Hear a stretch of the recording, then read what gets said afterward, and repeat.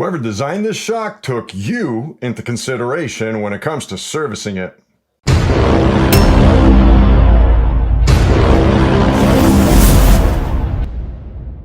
Hey folks, we're back again with another video, and today we're going to be working on a 2016 Rockshox Monarch RT rear shock. This was a popular shock, many of them out there, and I'm willing to bet the vast majority of them have been, well, pretty much completely neglected. Just because it's old, it doesn't mean it can't use a little bit of love. So in this video, we're going to be doing a full service on it, full air can, damper, and controls, and try and make it as simple as possible for you to follow. So if you have one of these things, you could service it and have it running at its best. All right, with that being said, let's get into the tools and parts needed for this job. As for tools, the most important tool on this table, right there, safety glasses. This is a shock, it has oil, it has pressure. Wear your safety glasses. In order of use, pen, pencil, paper to write down our settings, plus a shock pump to get our air settings. But we need a high pressure shock pump for the IFP chamber. We need to be able to go up to 500 PSI. So this is optional. I'm going to remove the bushings in the eyelet. This is a bushing removal tool. You could do the same thing with a vise and 2 sockets if you have a socket big enough to receive the bushing and one small enough to push the bushing out. We're going to put the shock in a flat soft jaw on a vise. We're going to remove the air can. We might need a strap wrench. You might not need one. It all depends on how tight the air can is. Then we're going to go straight to the damper body. We are going to remove the cap and the Schrader valve. This is a Schrader valve removal tool. Very cheap. You can buy them online for a few bucks. Then we're going to put the shock vertical in the soft jaw. We're going to use a 2mm Allen to remove the bleed screw. And then we're going to separate the top half from the bottom half, 17mm wrench or adjustable wrench or Knipex or plier, whatever you'd like to use. But to torque it down later, we will need a 17mm crowfoot. Then we're going to need an oil pan or pan for the oil to pour it into. First thing we're going to work on is the IFP. You're going to need an air can to, well, push the IFP out of the damper body. We're going to fix all that. And then we're going to set the IFP. 2 options over here. You could use this Rockshox tool. I'm not a big fan of it. It's very easy to overshoot. You could easily save the money on this one. If you have a caliper, just use a caliper to do the same thing, okay?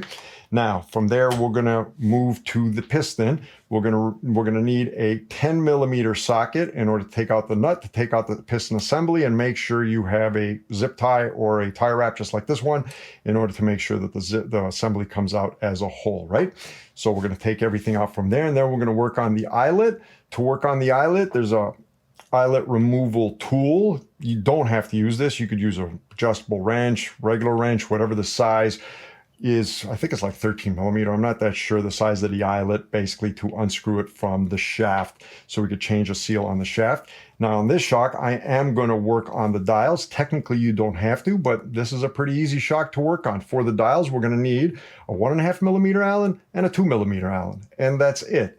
So then we're going to put everything back together. We are going to need Loctite blue in order to lock down the piston nut. And then we're going to, well, put the oil back in, close it all up. And when we're all done, we're going to fill up the the IFP chamber. Now, you could use a shock pump. You could fill it up with air. No issues with filling up an IFP chamber with air. You're going to need an adapter. You get these online for real cheap. Now, there are other adapters like this one over here. This is a Racetech adapter. The nice thing about this Racetech adapter is you could use it just with a shock pump. I'm going to use nitrogen. I'll explain that later.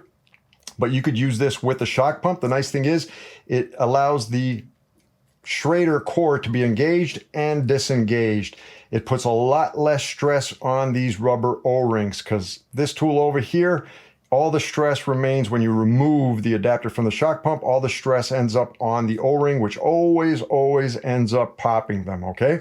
So that's where these little adapters come in handy. Again, they engage and disengage the Schrader valve in order to alleviate pressure from the O-ring. Again, I'm going to use nitrogen only because I've never tested this particular Racetech adapter on a Rockshox shock. So I want to see how it goes. Torque wrench. A syringe in order to, you don't need it, but it makes life easier to put oil into the air can, and alcohol, paper towel, and that's pretty much it, folks. Let's go into the parts needed. As for parts, we're going to be needing a seal kit, part number 11.4118.038.000. For oils and the damper, we're going to be needing 3-weight Maxima Plush oil. And for the air can, a little bit of 15-weight 50 we're going to be needing, or 15W50. Or if you can find one of those little pillow packs, those golden pillow packs from Rockshox, use one of those, same thing. Now, Rockshox technically wants people to use dynamic grease. I'm a bigger fan of SRAM butter, so I'm going to be using SRAM butter, your choice really, or slick oleum, slick honey, whatever your preference is. Well, let's start opening up this shock. Before we work on a shock, make sure to clean it best you can. We do not want dirt falling in after we start putting everything back together. That's a very bad thing. So first thing, we need to write down our settings. In this case, our air and our rebound. Rebound, we're going to take the knob, we're going to turn it counterclockwise and count the clicks. 1, 2, 3, 3 clicks. And then we're going to open up, put in our pump, and where are we? 108 p. Wow, is it me or does that seem like super low? Anyway, 108 psi. That seems like mega low. All right, now we're going to slowly take out the air. Remember, do this very slowly. You're only doing yourself a favor. Just take your time. There's no rush. Next, we're going to remove the shock mounting hardware. This is optional in my opinion, but we do get extra bushings in the kit, so we are going to change them. So first we take out these end parts or end caps using your fingers. If you can't do it with your fingers, just grab a flat pick, get underneath there and slowly wedge it out. Don't force it out. Don't damage it. There we go, just like that, right? That's one, and this one has it on top. Yours might be different, so you might not have it quite looking like this one. So then I need to use my shock mounting hardware installation removal tool. Put the receiver in first, screw in the pushing side. Okay. We are going to need, in this case, it's a 13mm wrench. Yours could be different. All tools are different, right? So let's actually, wrong way. That should be it. Yep. There you go. Now let's remove that portion of it. And next, that's the top. Although in this case, I think they're going to be the same size, I believe. Yep. Now we're going to remove the inner bushing. That's what we want to replace. Put the receiver back in. We are going to put the pusher in. Okay, all the way down. This one's going to be a little bit stiffer. Make sure we are evenly placed all the way around. And there we go. Yep, there we go. Done.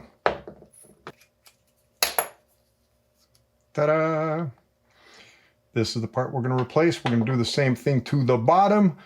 I'm not going to show the bottom. It's the exact same thing. Next, we remove the air can, mount it into a flat jaw vise. And then if you try and spin the air can, this portion will spin, but this portion won't spin, right?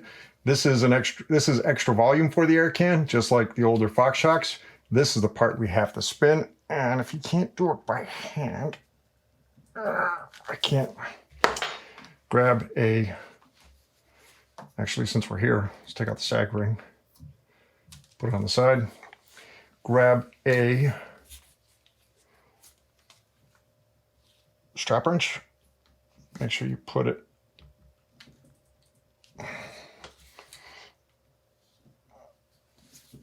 is it doing it? There we go. Now we got it. See, the whole can is turning now. All right. So now I can do the whole can. Before we remove the can, what we're going to do, grab a paper towel, put it through the eyelet, just in case there's some extra pressure in there that we're unaware of. And this way. Okay. And there we go. Let's remove the eyelet, the towel from the eyelet. Let's pop the whole thing out. Oh my God. Oh, okay. I thought that was like bone dry and dirt. Oh, it is pretty dirty in there. Oh, okay. Let's make sure to clean up any stuff so we don't get it. Oh my God, that is dirt. Wow. Who knows when the last time this thing was serviced. I'm going to save this for later. I like working on the air cans near the end. This, technically what we're doing, is the beginning of the 50 hour to open it up. Probably should have mentioned that. Okay, now over here we have a negative volume spacer. Let's just put that on the side for now. Next we work on the damper. We will take care of the air can in part 2 near the end. For the damper, it has a cap on it, Schrader valve tool to remove the cap. Just turn it counterclockwise, be careful with it. Just like that, hopefully you can see that. Let's take it, put it on the side. Then we have our Schrader valve. Grab a piece of paper towel, put it in there. Grab any Allen bit, 3mm will do it, and just slowly let the air out. And there we go. We can remove the whole Schrader valve. Might as well inspect it while we're at it. And there's our Schrader. To inspect the Schrader, basically we're just looking for anything around this Teflon seal. Scratches, gouges. Nope, it's in good condition. Put it on the side. Next, we vertically mount the shock, and we are going to remove the bleed screw. We're going to take a 2mm Allen and unscrew it counterclockwise and put the screw on the side. Next, we take our 17mm wrench or adjustable wrench, Nip-X, whatever you want to use to remove it. But again, crow's foot to put it back on. Give it a good crack and start unscrewing it until it comes out. Well, there was definitely pressure in there, I heard it. Now we're just going to lift it. Be careful, put the oil can underneath just in case some oil wants to come out. In fact, let's recollect some of the oil. All right. Now, let's see what this oil looks like. Wow, that's pretty aerated. I don't know when the last time he used this shock was, to be honest. My understanding, it's his second bike, spare bike. And I mean, it's pretty dark. I mean, this oil is supposed to be a light color. So, oh well. That's what happens when you don't service your stuff. As always, folks, when it comes to oils, please dispose of them properly. Don't put them down the toilet. Don't put it down the sink. Don't throw them outside. Don't put them in the garbage. Put them in a bottle clearly labeled, "Don't drink, dangerous," and give it to a local bike shop. Give it to an auto shop. They will know how to handle this, okay? First, let's work on the damper body. We need to remove the IFP. Grab an air can, put it in the hole, and there is our IFP. Okay, grab a paper towel, sink your finger in there, and try and clean it best you can. Get everything out of there. Wow, there's actually scratches at the bottom of this thing. You know, the corners, clean the threads. Now, we inspect the inside, make sure there's no scratches, gouges. Well, that's not good. That's not good at all. So basically, that is a scratch that's gone past the black coating. I don't have a damper. In fact, there's multiples. Another one there, another one there. So technically, this damper body would need to get replaced. It's not going to get replaced.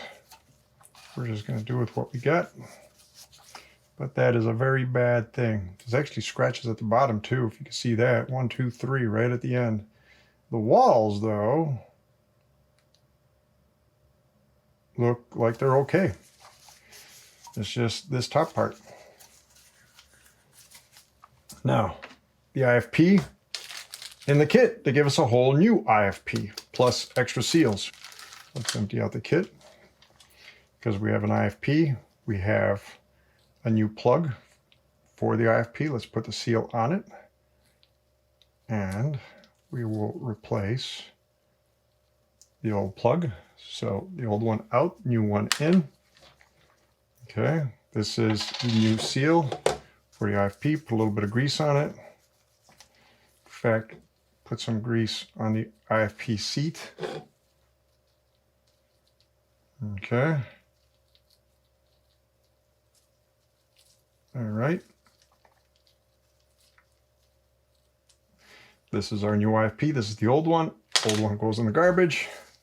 Now, what they also give us in the kit is replacement Schraders. Totally forgot about that. So we're going to take one Schrader, replace it now. The other one is going to be for the eyelet. We will get to that one later. So next we have to set the IFP. For starters, we're going to grab a little bit of grease. Use your long finger. Don't put too much in there. Coat the whole inside of the tube. Okay, just like that. Now, we're going to take the IFP. Flat side goes down. Just like that. When it comes to setting the IFP, it's dependent on the length of your overall shock. So on the damper body over here, it says 200 by 51. That is the length of the shock and the stroke, right? 200 length, 51 stroke. Now, if you look at this chart right there, you will see that for 251 Monarch, we need to be 61.2 millimeters deep, or at least the IFP needs to be 61.2 millimeters deep, right? To set it, you have two options. You could use the Rockshox tool. Not a fan of this tool at all. It's very easy to overshoot. Or you could use a caliper. If you're going to use a caliper, you have to press it from the deepest point. Do not press it from the edges, right? So what we're going to do, I'm already preset at 61.2. So I'm going to take it and just be careful with it. Just be careful with it. Take your time. Once it touches, boom, we are done. Our IFP is at 61.2 millimeters deep. Now we're going to grab our new Schrader valve. We're going to put that in. We definitely want to do that now because we want to create an air pocket in here for when we fill it up with oil and close the system later. Tie it all the way down until it is basically finger tight. Do not over tighten it. Just nice and snug.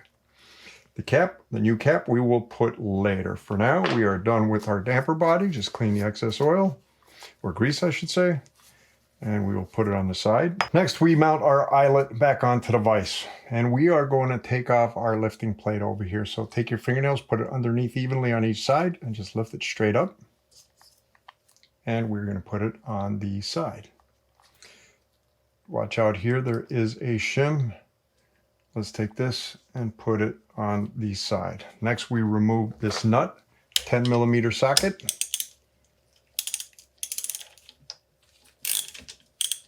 Okay. Just like that. Now, grab your tie rod, tie wrap, or zip tie, and we're going to remove the whole thing as a whole. Grab from the bottom, all the way from the bottom. Make sure you grab everything from underneath. Pick it all up, just like that. And that is our whole piston assembly. We're going to take it, we're going to wrap it up for now. We're going to put it on the side. Put everything in order. Now let's grab our bearing. Put that on the side. Our bumper. Put that on the side. And washer, and we have no tokens in here or anything.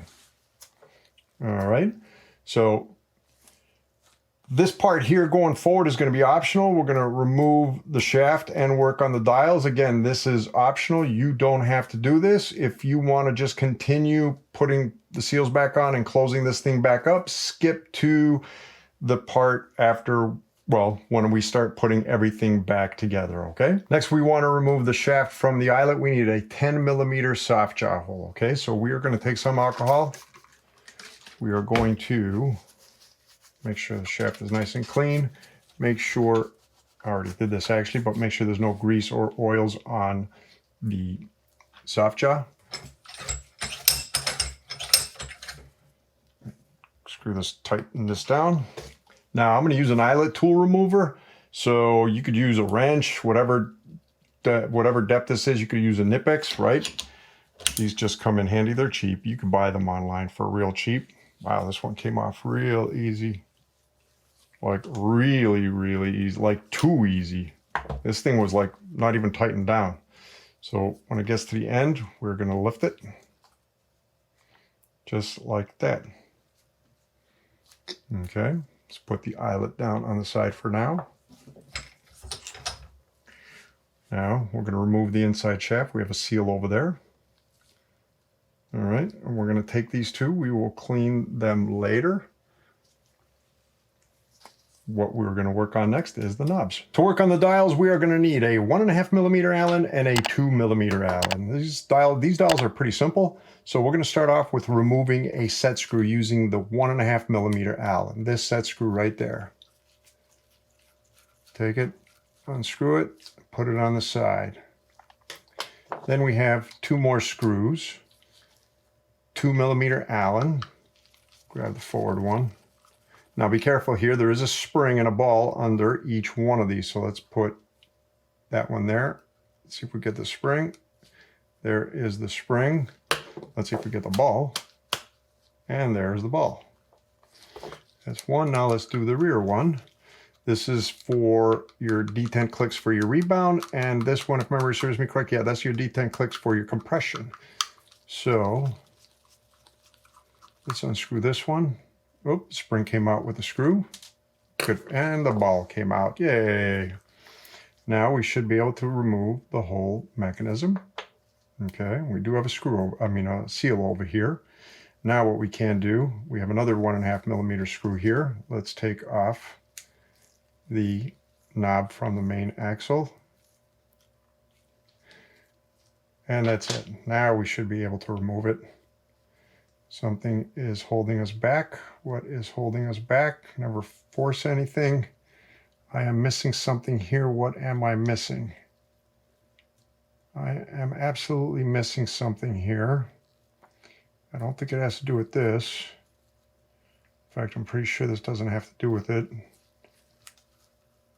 Why is it not? There we go. It just needed a little bit of a push out. Oop. Oh, it was the bushing on the inside that was stopping us. Cool. 1, 2, 3. Now we clean everything. First, let's start with cleaning our dial. Get all the dirt off of this guy. Then inside there was another bushing on the inside.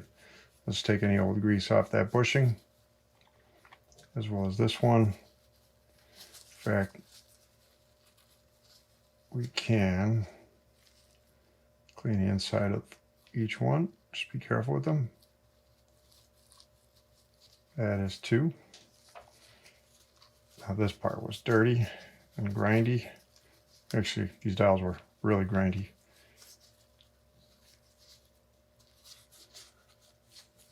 Okay. We are going to change the seals.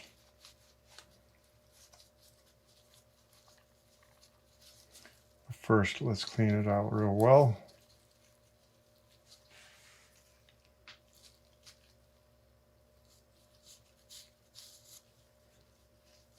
All right. That's looking pretty good right there. Let's clean our camshaft. Get rid of all that old red grease.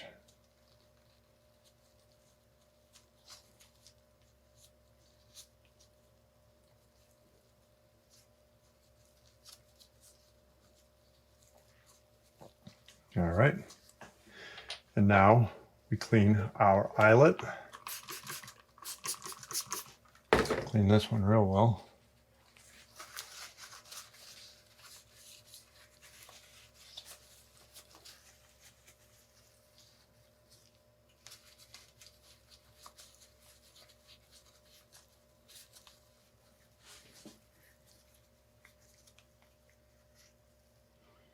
All the old grease out of there. I'm going to put brand new grease. All right. Looking pretty good. Let's clean the inside. And the other important one, again, clean the threads so we get good contact with the air can later.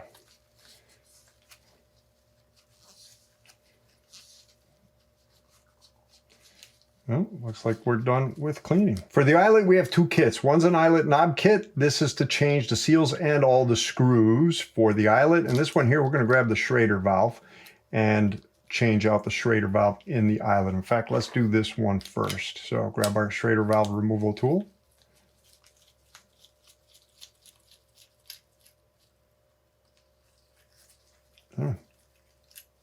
Okay, let's go in our bag, grab our new Schrader valve. In fact, since we're here,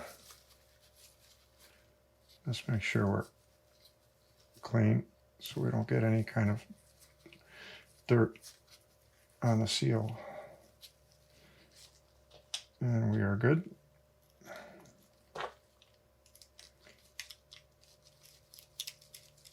Screw it down.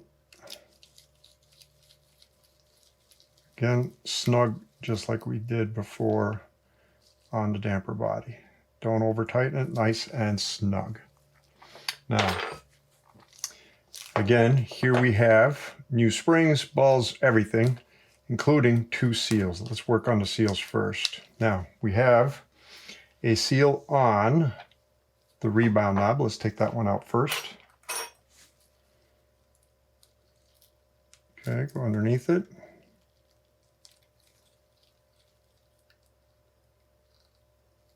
And scoop it out. Put myself in frame. Okay.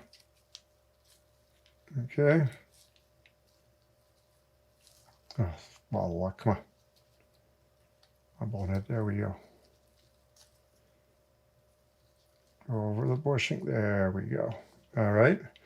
So now we find its replacement. It is not that one. It is absolutely this one here. So this is the old one, this is the new one.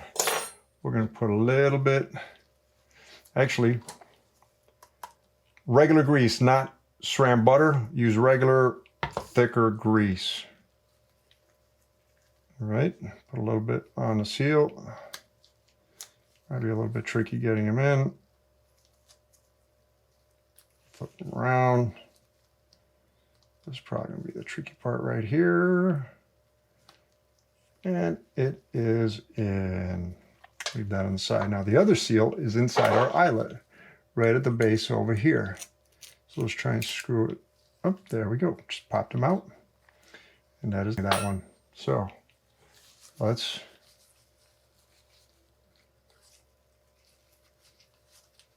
make sure it's clean. Grab our new one. The old one on the side. Wait a second.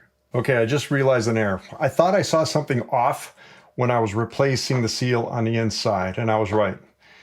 This one is a little bit thicker than the one that came in the kit, in the eyelet kit, right? There were 2 identical seals. One of them went on the rebound knob. The other one we do not use. We're just going to put it on the side. The seal to replace in here is in the shaft adjuster rod kit, okay? And it's going to be that one right there. So make sure you replace the proper seal. It's subtle, but there's definitely a difference. It's just sometimes looking through the lens or the monitor in the back of the camera when doing this stuff. Yep, this is definitely the replacement.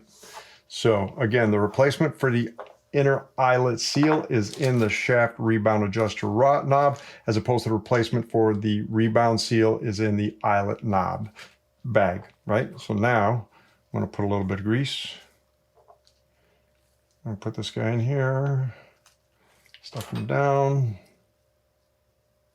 make sure it's sitting on the seat on one side, and then we're going to tuck it down on the other side.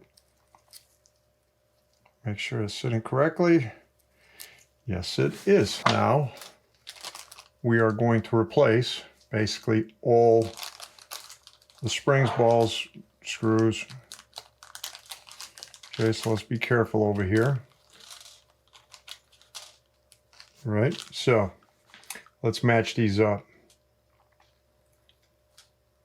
So I have 2 small ones over here. Why do I have 2 small ones? This one definitely does not belong in this kit, so it's going to be those 2 smaller ones. Yep. So the bigger one I'm putting on the side. I got this one here that matches that one there that matches this one. So we're going to put that one on the side. We're going to put that one on the side. All right, and these guys, it's just even swap. The old ones, put them on the side. and put the new ones on top. Put this old one on the side.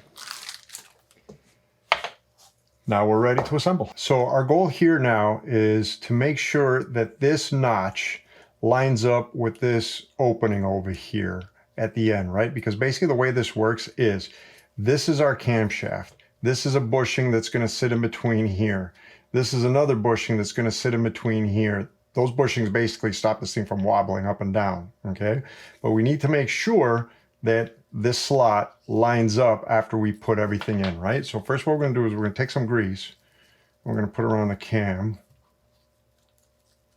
Just like that, okay? Now, so we're going to first take the shaft, put it in all the way. And then we're going to take the longer bushing, and we're going to put it in, sink it, pull it all the way back. See if you...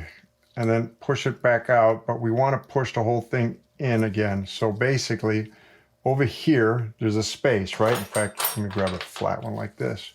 There's a space. Basically push, see the bushing wants to come out, you can see it.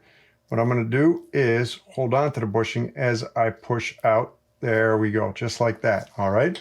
So now the bushing's on the inside, and this is still free, and we can still see that opening. So now we're going to take the front bushing, we're going to put it in this way, and we're going to sink this one in,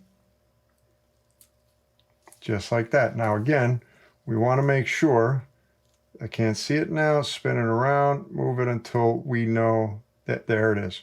So again, that inside bushing is going to want to, is trying to cover it. We want to make sure that that notch is not covered. That notch in the axle is not covered. So there's my notch. So now we are good. So what we're going to do now is that notch needs to line up with this top set screw hole, okay? Just like that. Now we got to be a little bit careful here.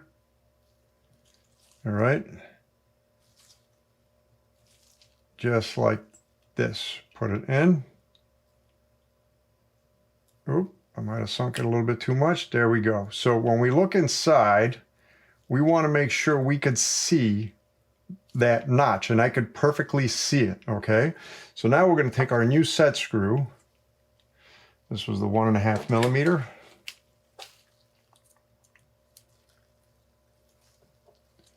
We are going to sink it in all the way. It's going to get a little bit stiff. We're going to go all the way, and when we hit bottom, we're going to turn it out by a 1/4 turn, and our knob moves, right? If we over tighten it, for instance, if I go all the way to bottom, the knob won't move, right? So we just turn a 1/4 turn, and now our knob moves. So now, if you look over here, there's dimples. If you look in the hole, you should see dimples. We're going to take our detent ball, put a little bit of grease on it, our spring, more than enough grease in my hands for it. Put the spring in, definitely more than enough grease on my hands for it. Let's make sure it's sitting in well. Yeah, sit flat. It's a flat bonehead. Come on, you got the grease. There we go. Now we're going to grab our 2 millimeter. Oops. And we're going to screw this one down. Okay, just make it flush for now. We'll adjust it later. Now, this hole is for our knob. We need to make sure that that hole's facing up. Why? Because if we look on this side now, on this hole, there is a dimple. And that's where this detent ball will go into. Put a little bit of grease on the detent ball. Sink it in. Put the screw in. Make sure it's sitting properly. There we go. Now again, grab our 2 millimeter.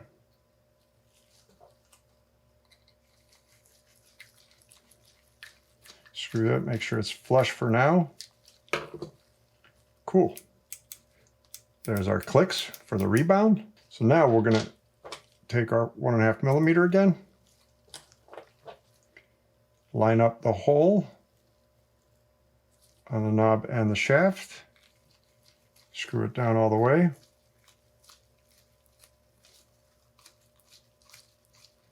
until it sits. There we go. And now, there we go. There's our click. Perfect. Everything is set properly. Let's clean up all the excess grease. Cool. Oh, that feels way better than before. Holy cow. I mean, before it was real gritty. Both of them were real gritty. That feels super smooth. So let's leave it in the open position, this one in the open position. And now we're ready to put our shaft back in. So now we're going to clean our shafts. Okay. Actually, grab a free one. Try and go as deep as possible.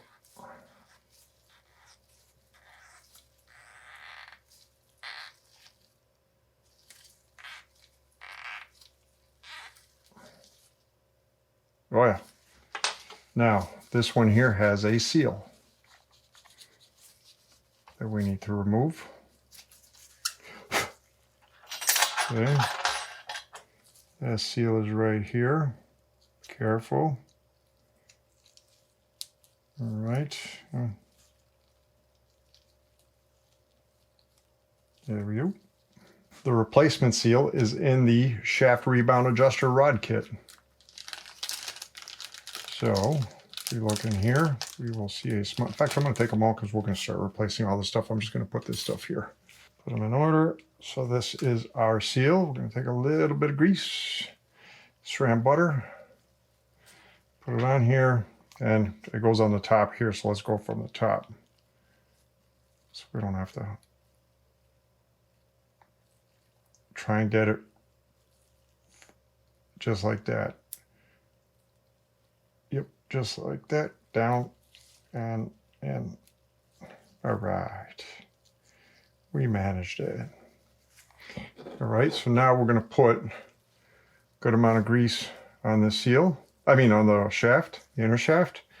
We're going to take the outer shaft and put it in the inner shaft. Don't put it in all the way just yet. Next, we're going to clean the outside shaft. Just put a little bit of alcohol in it, clean all the grease off of it, because we're going to have to clamp it onto the vise again. We need to make sure the threads are grease free because we are going to put Loctite glue on it. All right, so the way this is going to work is, if you look at the inner shaft, there's two flat spots. All right, two flat sides. And then if we look at the eyelet, inside the eyelet over here, towards the knob, there's also flat side this way and this way. So this guy, this inside shaft, the flat spots need to match up with the flat spots in the eyelet so it doesn't move, okay, just like that. And then what we're going to do is push the outside shaft in there and screw it down by hand. Before we do that, but we need to make sure that we are in the fully closed position. Turn the rebound fully clockwise, okay? So first what we're going to do is we're going to take a little bit of Loctite glue and put it on the threads. Make sure that it is sunken in there real nicely. And then be careful you don't touch the Loctite, just like that. All right, let's try that again. Now, again, the flat spots need to match the flat spots in the eyelet, and the flat spots are towards the knob and the back, right? So let's go like that. It is in. Now we're going to sink this in. We're going to turn it by hand till we can't turn anymore. Okay, just like that. Once again, clean the shaft, make sure we get good purchase. Put it in the eyelet, 90 degrees. Where am I at? I'm here, and 4.5, well, 4.91. Am I sure? Let's try that again. Yep. So now we start assembling everything, right? So in the kit, we have a new washer. We will put that in, put the old one on the side. In the kit, we have a new bumper. We'll take this guy, put him in, just like that, put him on the side. Now, we have our bearing. And this one is real dirty. Now, inside it, there are two seals. One on the inside of the top over here, and then one on the inside right over here.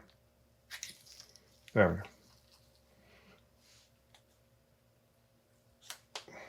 They put these two seals in the air piston seal head kit. Okay, so we need to go into the air piston seal head kit. I don't know why they did it like that, but this is both of them right here. And then the other one, the rest of the seals are for the outer bearing. I like doing those as part of a 50 hour, okay? So we will get to that in a second. I'm gonna put this on the side, but we definitely need these two here. First, we are going to clean this real well because this is real dirty.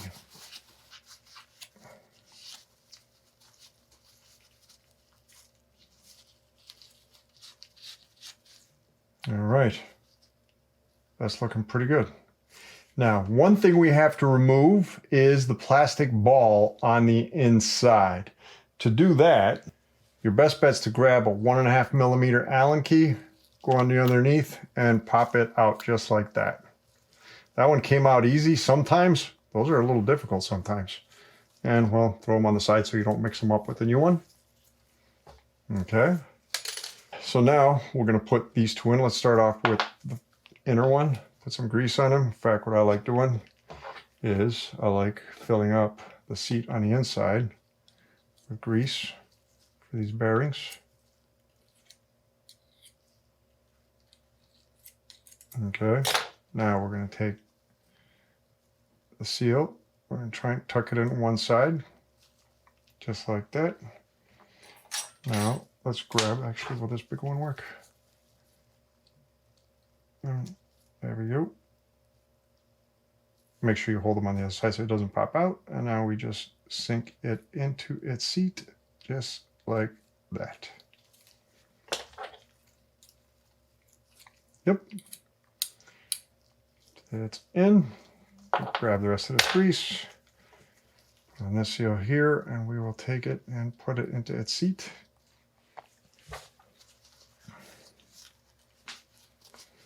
Let's put a little bit of grease here. We're going to take our bearing assembly and we are going to pop it in. Clean the grease off of here. Make sure you clean the grease that might have gotten into the port on the side. There's like holes on the sides. And there we go. I want to make sure there's no grease in them. That one's clean, that one's clean. Good. As for the inner piston stack, typically I would just inspect it, right? But considering this hasn't been most likely ever cleaned, I'm gonna separate it all and make sure everything is clean and, you know, working well. I highly recommend that you just inspect it as is right now by separating everything apart best you can, checking everything out, but I'm gonna go a step further and clean it. So you do not have to do this. So this is the top, this is the bolt that screws down from the top, and this is the bottom. So we are going to start from the bottom. So if we look at the bottom, right, this goes down like that, and these three recessed areas stick down. So that goes down, flat part sticks up. See what I mean? There's like, I want to clean everything now. There's a lot of shims over here, a lot of spacers. You got to be real careful if you decide to do this. So I got two spacers here. 1, 2.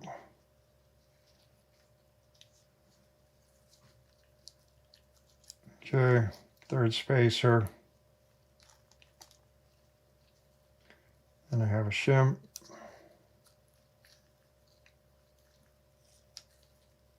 Remember, always double rub them, always double check them because these things stick together like, whew.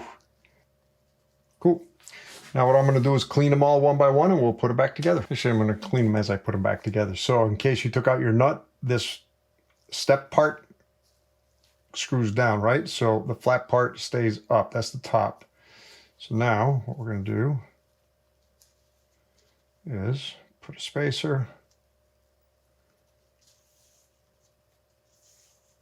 shim. In fact, let's do it this way. Shim. Shim. Spacer.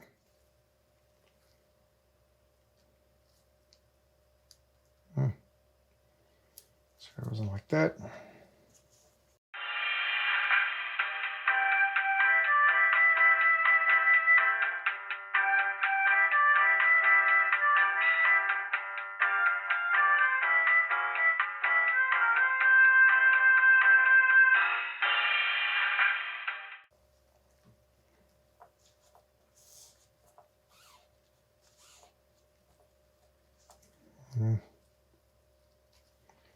Hold on.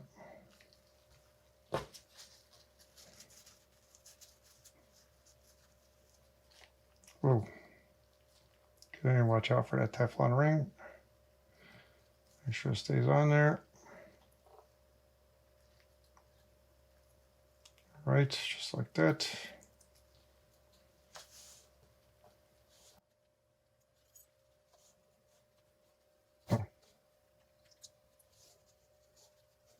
Okay, there we go. And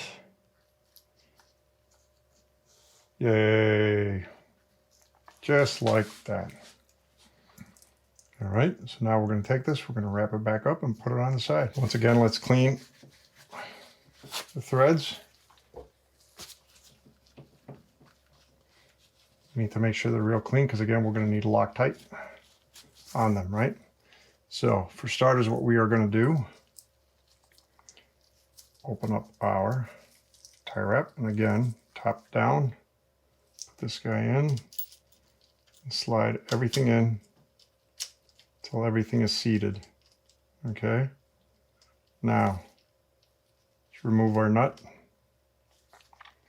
and we are going to take, what do I do with the Loctite blue? Oh, we're going to take our Loctite blue, and we're going to put a little drop on the inside threads, just a drop.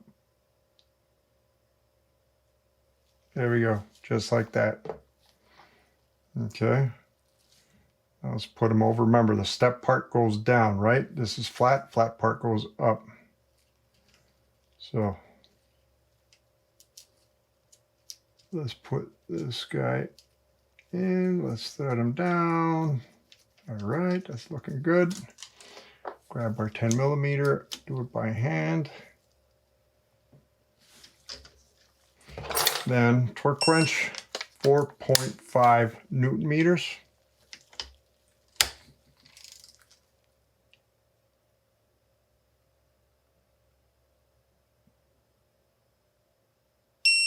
There we go, 4.51. Now let's clean any Loctite from the top.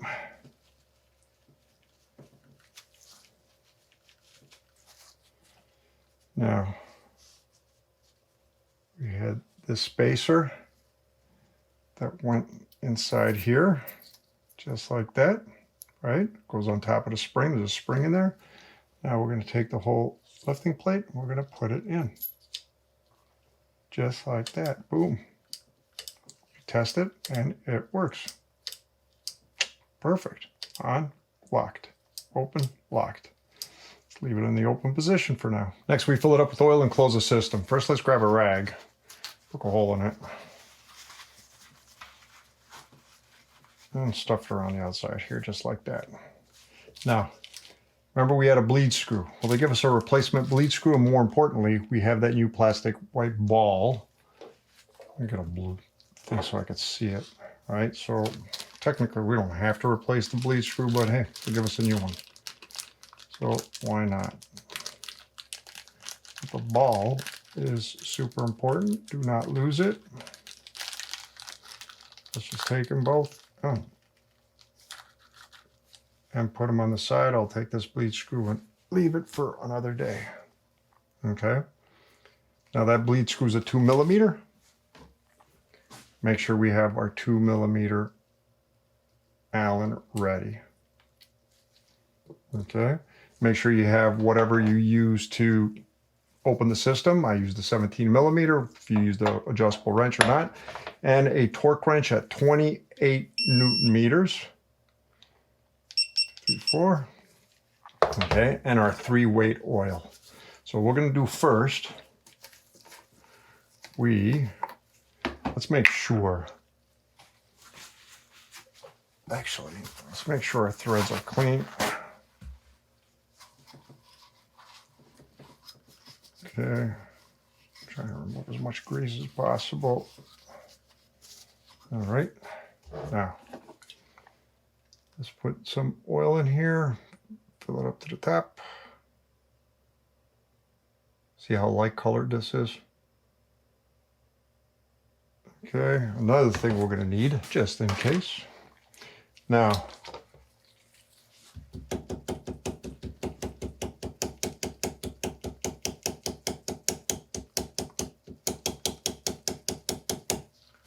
oh, by the way, 27.7 millimeter hole.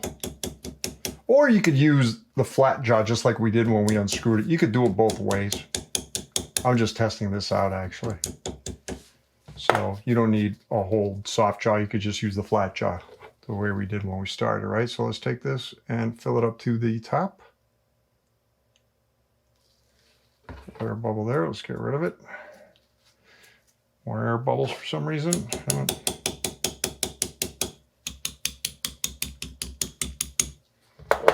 Okay. Let's overflow it a little bit and let's scoop out those air bubbles. Make sure they are, oops, make sure they are gone. Actually, I think that's one right there. All right. So the way this is going to work, right? 1, we need to be in the fully open position. Turn your rebound fully counterclockwise. This is in the open position. So let's test it one more time. Close it, push it down. If you open it, it should lift. So now we are in the fully open position. Now what we're going to do is we're going to block the hole. Well, actually, we don't need to block the hole. Now, what you don't want to do is sink down via the eyelet, because if this happens, well, you're going to have to do the whole thing all over again, right? What we want to do is hold it, roll it in, and, well, get rid of that. Roll it in and sink it down and then spin it. Oil will come out, air bubbles will come out, and when we're done, we should be nice and bled, okay? So remember, don't push down from the top here to sink it in. Always sink it from the eyelet, from the bearing assembly, okay? So what we're going to do is we're going to take it, and again, we are going to roll it in, just like that, sink it, and turn it. No rush over here. And yes. Actually, I'm not in. What happened? I'll do that again. Something went wrong. Stuff happens. Start from scratch. Get rid of those air bubbles.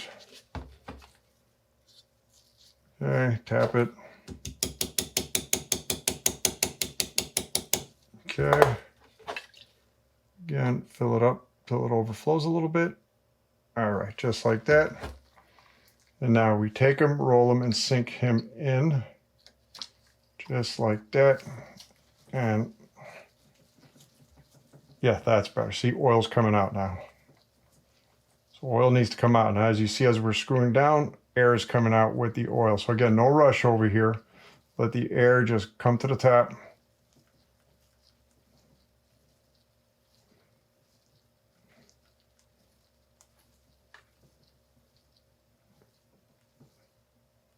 See what I mean? There's air bubbles coming up. There we go. More air bubbles coming up. As we screw down, more air bubbles are coming up. So now, be careful with that ball. Let's grab this. Slowly sinking in. See, more air bubbles are coming up. Now he's near the end.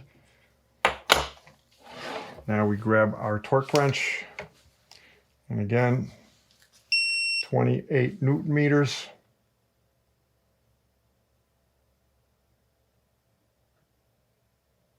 I'm just testing out this plastic thing. More air bubbles coming out.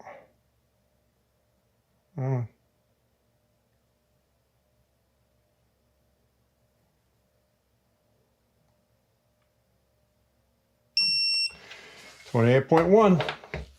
So now what we do, we grab that ball, we put it in, then we grab our bleed screw and we crush that ball, though the camera's in my way. Great. I don't know why Fox doesn't angle their bleed screws, so stupid. Fox, angle your bleed screws. Screw this down until you feel it crush. It'll get nice and hard. And we are good. Yep, there we go.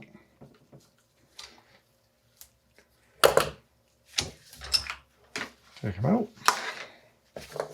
Dry them off. And next, we fill the IFP. To fill up the IFP chamber, we have two options. You could use nitrogen or you could use regular air with a shock pump. There's absolutely nothing wrong with filling an IFP chamber with air. It's a very small group of people or amount of people that would benefit from nitrogen, depending on the environment that you ride in. So if you're going to use a shock pump, you're going to need an adapter. This is your typical adapter, and the way this works, you're going to take your adapter, you're going to screw it into your IFP chamber, and then you're going to screw your shock into it. But when it comes to removing it after you filled it up with air, you do not remove the shock from the shock pump from the adapter. You have to remove the adapter from the shock pump. The disadvantage of this is it always ends up popping these O-rings eventually, right? So you're constantly replacing these O-rings. And I looked for an alternative solution. At first, I made my own solution.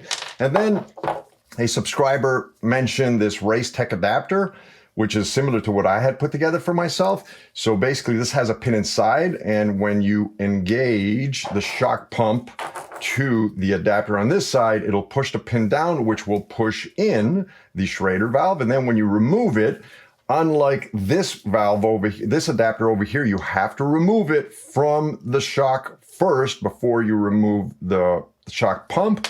With this adapter, you would remove the shock pump from the adapter first in order for the pin inside to pull back, which will allow the valve inside the IFP chamber to pull back and keep all the air inside. And then you remove the adapter from the shock. That will put way less stress on the O-rings. I have yet to pop one, okay? I'm gonna use nitrogen on this one, even though typically I would have used air, only because I haven't used this adapter on a Rockshox shock yet, so I want to test it out. Before we fill it up, let's double check our Schrader valve to make sure it's seated correctly. It's nice and snug. Yep, it is snug.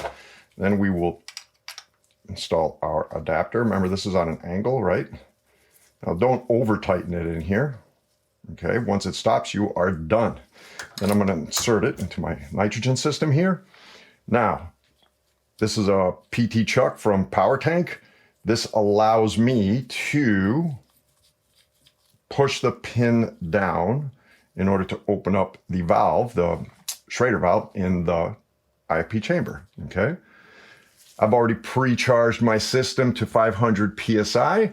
Never look at a gauge when opening up the system. Always look at an angle, right? Slowly open up the valve, then open it up fully. We're gonna go up to 500 PSI. I think I have a small leak over here. Do I have a leak?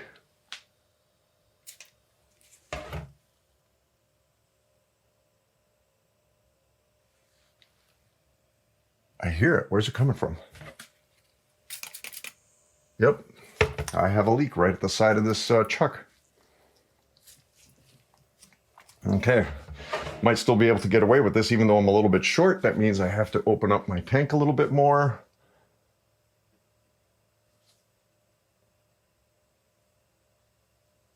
There we go. Nearly at 500. Now I'm at 500. Yep, perfect 500. I'm going to close the valve. Now I'm going to disengage my power tank, and this should basically disengage the IFP Schrader. And now when I remove this, there we go. We are filled with nitrogen. So that worked out pretty good, but I do have a leak somewhere up here. I saw air bubbles coming out. So ultimately it worked.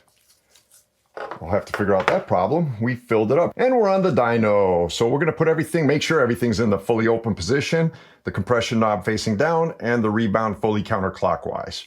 We're gonna press it down and there you go. No noises, no squishy noises. That sounds nice and smooth. We got real good response, so we are good there. Now we're gonna put in the lockout. Now this is an RT. An RT does not fully lock out. The T stands for threshold. If you have an RL, the RL locks out. That's what the L stands for, lock out. So the T will give you resistance as you are pushing it down. So it's not gonna definitely, it needs a lot more pressure to push it down, but it's not going to lock out, okay? Just like that, that's a good amount of pressure that I have to apply. So now I'm gonna put in the fully open position. Let's turn the rebound all the way to the fully clockwise lock position. Okay, there I am. Let's go down, and that looks good to me. There you go. So the rebound is working. We are doing great. Next, let's finish up the 50-hour service. For part 2 of the 50-hour service, let's prep everything, right? So we have all our shock stuff. Now, you're gonna be needing 15W50 oil. I put some in the syringe. We don't need much. I only have like 2 milliliters or 2 cc's in it, right? We need some grease. Again, you could use dynamic grease or you could use, I'm gonna use SRAM butter. Now, in the seal kit, we have 3 bags. This bag over here, this has the quad ring and the glide rings for this piston over here, the air can piston. Now, this bag over here, the air can standard high volume and debonair, this has the wiper, quad ring, and glide rings for the air can, plus the seal for the head. We'll get into that later. Now, this air can is a high volume air can. There's gonna be a couple of seals in here. That's where this kit comes in, the air can high volume debonair kit. Okay, so we're gonna put these on the side for now, and we will first start working on the air can. So first thing we need to do is take out the wiper, just grab it, pull it in and pull it out. Then let's go inside and let's remove the quad ring. Right, be careful. Actually, you got the quad, oh boy, man, that's real dirty, holy cow. So I removed the quad ring and a Teflon ring, and then I have another Teflon ring in here. Okay, so let's put these on the side for now. Now, I don't have, for some reason, I thought there was an O-ring up here. I feel like there should be one, but oh well. So now, since this is a high volume air can, there is another, we have to remove this air can because I know there's at least one more seal. I don't remember if it's 1 or 2. So to remove it, there is a seal, an O-ring right here at the edge, right? We have to go underneath it and lift it up. This could be a little bit tricky. Be careful with it. Just take it, spin it, and lift it up. Let's move this to the side. Then we should be able to, there we go. Take this whole air can and we should be able to remove it. Why isn't that removing? Okay, odd. That should not be happening. Why do I feel like this thing should be able to move out or remove completely? I feel like I'm missing something here, but ultimately we have a seal on the inside. So let's take this seal and put it on the side. Why is this not coming out? This should come out. Okay, maybe it doesn't. For some reason, I do not remember it not coming out. But it's been a while. And God knows the memory's going. Okay, it is what it is. So, let's start cleaning this thing. Let's put these guys on the side. Let's grab this since it's super dirty inside. Lots of grease in there. And now, man, that's, yeah, that is not good. It's not good at all. Holy cow, still. Let's see if I get it from this side. Now in here, it sinks in. Make sure to get your finger in this corner in here, because I guarantee you that's going to accumulate a good amount of dirt. See what I mean? That is all from the corner in here. So do not ignore that one. Make sure you go the extra effort. Let's put a little bit more. Oh, it's looking a lot cleaner already. Go back into that little crevice. There you go. Again, that's how much dirt accumulates, because it's sunken in, right? So you think it's flat when you put your finger in there, but you have to put your finger in this, chamber, essentially. It's like a chamber. Well, I don't know if you call it a chamber, but let's go back in there again.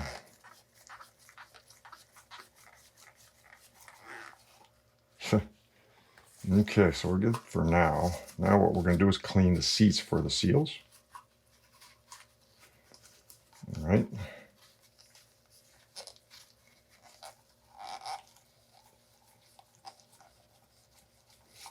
Ooh, horrible. In fact, what we're going to do, we're going to use a pick to help us out. So tuck into the seat. Get as much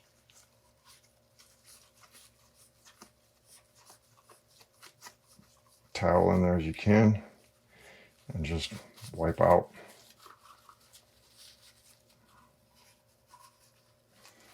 See if I grab a plastic pick, get in here to help me out.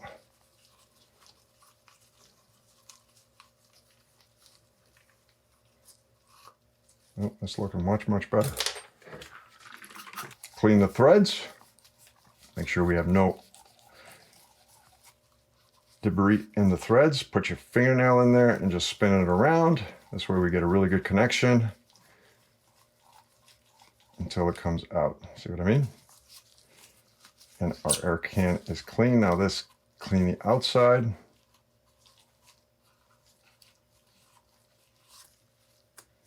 All right, that was clean enough. Why do I feel like this thing removes? I'm positive it's supposed to remove. I knew this air can was supposed to come out. So what's happening over here is, again, you have the outer seal, the outer O-ring, the big thick one, right?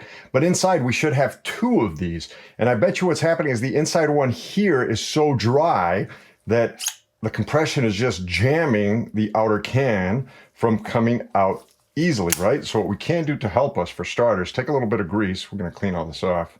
Put on the outside in here, right? And then what we can do is try and force a little grease on the inside, right?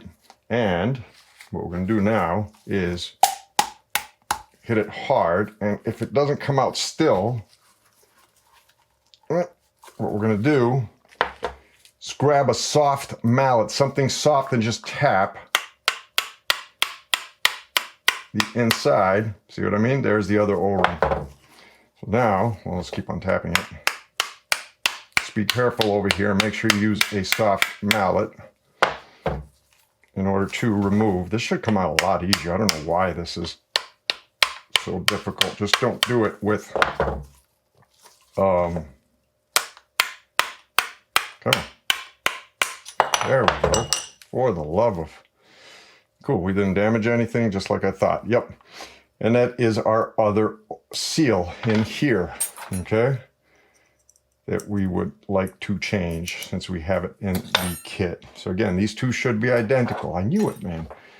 Okay, now let's just clean up the outside of all this. Make sure there's no dirt on it.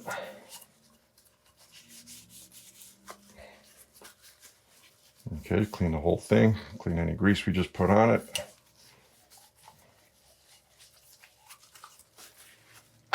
Clean the inside of the air can.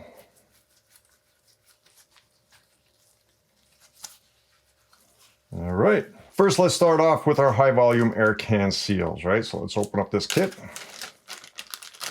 and let's try and match them. So this is obviously this one here. That's the old. And these three, if I don't know better, let's say this one is here. These two are identical, and this one seems to be a little bit bigger. No, maybe these are identical to each other. This one seems to be fatter, actually, so it's these two. Okay. Out with the old, in with the new. Now, when we put these in, we definitely want to put some grease on them. All right. Put some grease. Take it, install it. Actually, let's do it this way. Make it a little bit easier. We'll put this one on the top seat right here. Just like that. Make sure it's sitting in the seat. And we will take the second one, definitely put grease on it. Put this one in.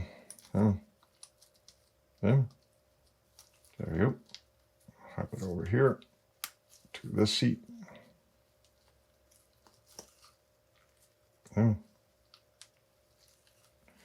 Make sure it's sitting in a seat. Okay, now let's clean the grease on the inside. Don't take grease off the seals. Again, put a little bit of grease on the seals. Make sure the seals have some grease on them. This is so they don't roll. And it'll make it easier to remove this thing later, right? So then we're going to take our air can. So this is the top, this is the bottom. Well, it's dependent on you, but Rockshox facing the bottom, basically. All right, so take this guy, and we're going to have to smack him in. There is no... Yes. Oops, don't trap you. Great, look at that. Oh, for the love of... I trap. So don't do that. Pop him out until these things come out. Look at that. Of all things to happen. Great. Dumb things that happen. Okay. There we go. Don't get anything trapped in there. All right. Now we take them. There we go. And pop them all the way in. Done. Make sure it is covering these seals so we're not all the way in. There we go. Now we're all the way in. Now that we're all the way in, clean the base over here. And we're going to take this thick one as is.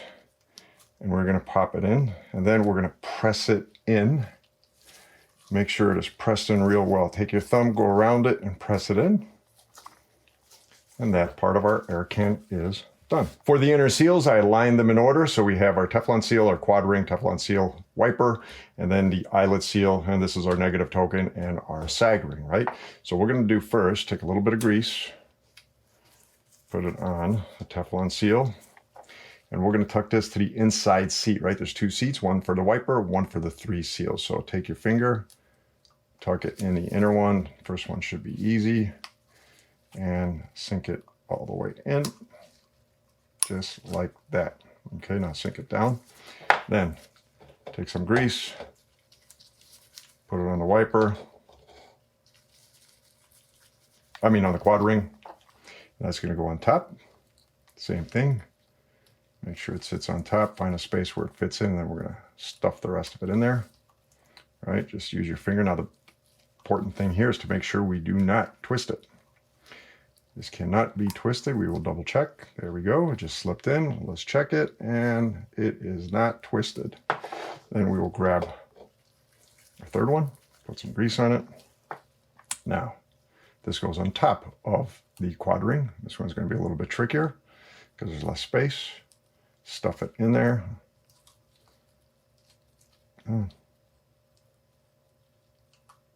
Stuff it in there. Get in. Again, this was going to be a little bit harder to get in. There we go. I got it. And now we are going to tuck it all the way around just like that until it goes all the way in. Press it all up against the side. All right. Now, one little detail is, since we got grease on the outside, we want to remove the grease from the wiper seat. We do not want grease in the wiper seat. Okay, make sure to remove it all just like that. We do not want dirt to collect in the wiper seat or on the wiper. All right, so that's good. Now we can take our wiper, tuck them in all the way around.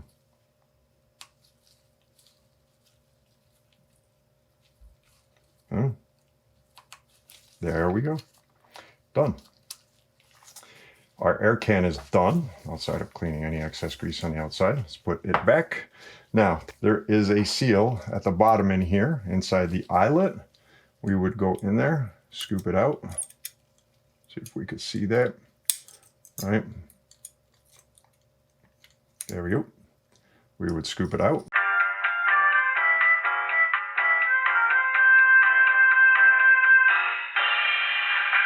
Gets a little bit tricky over here, but we want to make sure it's sitting in its seat. Just like that. Thing is, these are loose and floppy, and sometimes they could be a bit of a pain in the butt to sink into the seat. Come on, because they just want to flop right out just like that. Okay. There we go. Now, oop, I got this. See, just, it's always going to be that one corner. Okay, now we have it. Run. Come on. Double check it. Make sure it's sitting in its seat. Yes, we are. Next, we will replace these rings over here, and that's going to be part of this air can piston seal head kit, right? So we got 2 split rings.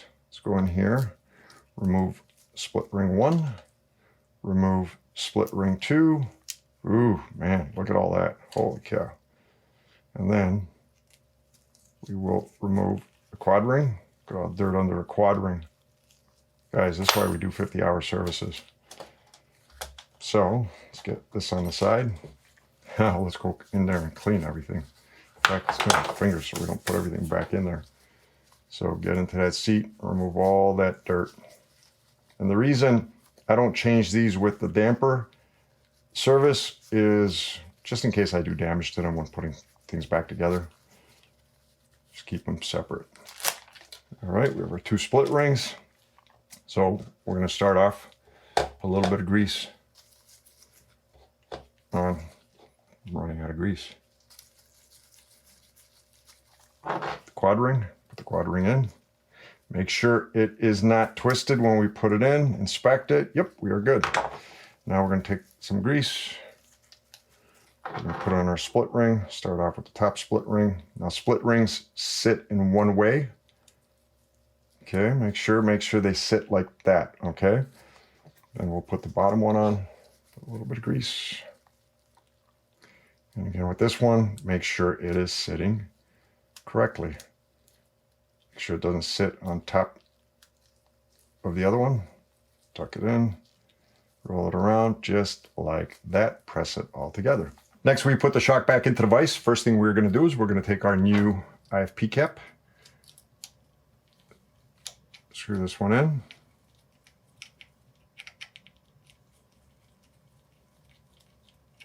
And don't over tighten it. Nice finger tight. Done. Here's our old bottom out bumper. Here is our new bottom out bumper. We're going to take it and just install it just like that. Now, we have our air can. We're going to put our air can. I'm going to grab, again, 15W50 oil. We're going to put about 1/2 milliliter to 1 milliliter on the inside. Just like that. Wipe it all around. Don't put too much in here. Then we're going to put it, actually, before we do that, let's take a little bit of grease. We're going to put it on our seals. Then I'm going to grab a little bit of oil and put it on there as well. Just a little bit. Okay. Why is it stuck? Oh, there we go. Hey, why is it stuck? Okay, for some reason, it doesn't want to come out. What the? There we go. Okay, and that's it. Now, what we're going to do is install the air can. Now, this could be a little bit tight. In fact, if it's too tight, because these might be a little bit tight sometimes on these Rockshox. And this one absolutely is. Don't grab it from here, grab it from here, right? If it's too tight, then what we do is remove the outer air can if you have the outer air can. again, go into the seal, lift it up, remove it, just like that. Put it on the side, just like that. Again, remove the air can. And now let's try it. We already have the oil in there. We don't have to worry about it. And this might make it a little bit easier. Why is it not going in? Why am I having a tough time? I'm seated correctly. There's no reason why this should be this tight. Okay, let's try something different. We could vertically mount it to get more leverage, and boom, we are in. There we go. Now, before we close it up, let's put about another 0.5 milliliter of oil in here. All right. Put it back into the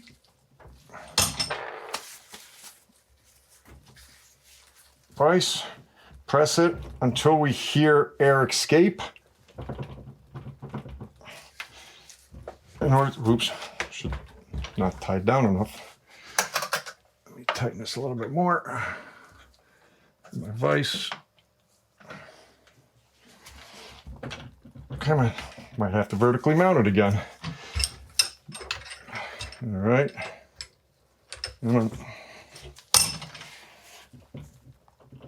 Press it down until we hear the air escape. This is going to be a little bit stiff. Come on. And then, there we go.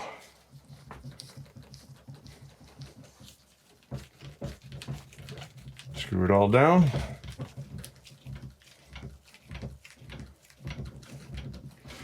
Okay, take this out. Actually, let's open this back up again. And screw it by hand. Until it's all the way down. Let me clean it so I get good grip on it. And now do it. You could use a vise to do this. I'm going to do this with my hands. There we go. All right.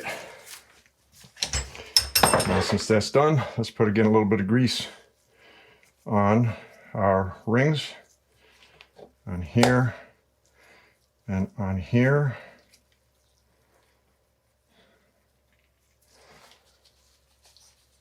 Let's remove the grease from the inside of the high volume air can.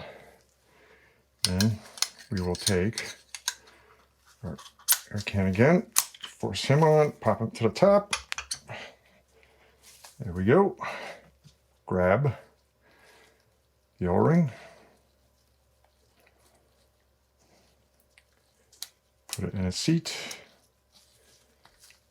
There we go.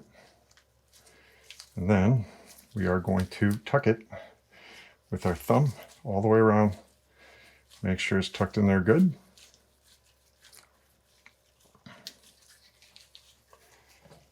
Then we're going to take our sag ring so we don't forget it.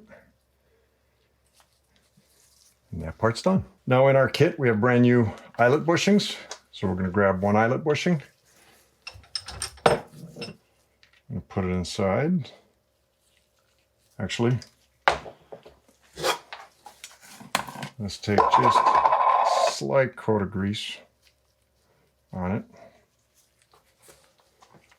Then let's put it inside for now, just like that, until it sticks. Then we will put it in our vise. And let's force this one in. That's one. And crush this one in there, or force this one in there, not crush. Okay. Bushings are in. Next, we take our shock mounting hardware.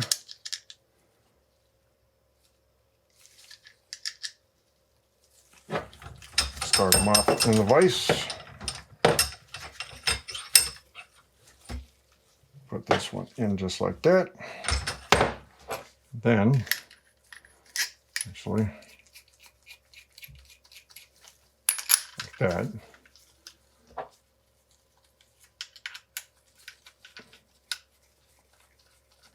Actually, what we can do is, to know when we're done pushing it in, put on one of the spacers.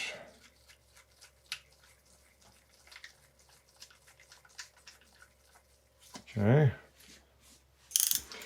In this case, a 13 millimeter, and we're going to put it in until it's even with the spacer.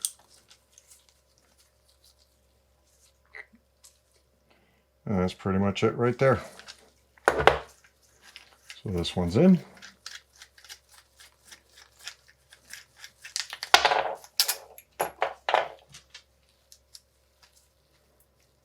Well, I think I have this one backwards, and what you can do when you're all set and done is bounce it out just like that. Now we'll do the same to the bottom one. Next, we take alcohol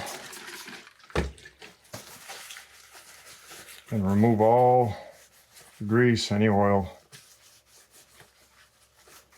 from everywhere so it doesn't collect.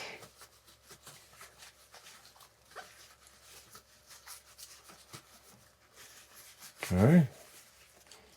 Put your sag ring back on in case it falls off. Do not forget your sag ring. Now, in our Schrader valve kit, we have a new cap. We'll put our cap back on for now.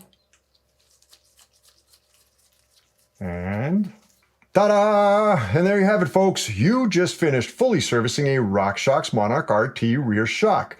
This is a super easy shock to work on, and if you own one of these, there's no reason why you shouldn't be fully servicing it. The guys that designed this shock did an outstanding job making it as simple as possible to service. They even thought about the little details that make it a little bit more comfortable. And the service kit for the job, it changes so many parts. This is basically nearly a brand new shock. So all that's left is to, well, put the settings back to where they were before. Then you're going to put it back on your bike, and then you're going to go out there and you are going to have a blast with it. So if you like this video, please click that like button, man. It would be super appreciated. Click that subscribe button to see more videos. Click that bell button, what ding, in order to get notified when new videos get released. And more videos like this are coming. If you want to see more videos now, you can check these two videos out right over there. And until the next time we meet, I hope all is well with all of you, and looking forward to seeing you all soon. Take care. Have a good one. Bye.